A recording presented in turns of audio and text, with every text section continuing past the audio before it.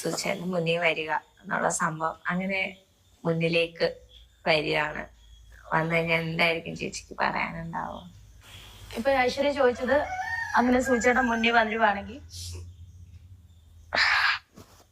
എനിക്കൊരു വലിയൊരു കാര്യം പറയാനുണ്ട് സൂചേട്ടൻ്റെ അടുത്ത്. അത് എന്റെ ഈ പ്രഷർക്ക് ഞാൻ പറയുവാണ്. പ്രഷർ എടുത്ത് സൂചേട്ടൻ മരിക്കുന്നതിന്റെ അന്ന് ഏതാനും മണിക്കൂറിന് മുന്നേ അപ്പം നേരത്തെ വരാൻ വേണ്ടിയിട്ട് ഞാൻ ഏട്ടന് മെസ്സേജ് അയച്ചുകൊണ്ടിരിക്കുവാണ്. ഏട്ടാ വേഗം വാ. അപ്പൊ ഏട്ടൻ പറഞ്ഞു ഔട്ടെ വരുന്നത്. അപ്പൊ ഞാൻ ചോദിച്ചു എന്താ ഏട്ടാ ഇത്ര ലേറ്റ്, എന്നെ അടുക്കുവോ അവിടെ റൂമിൽ എന്നെ അടുക്കുവോ, വേഗം വായുന്നു.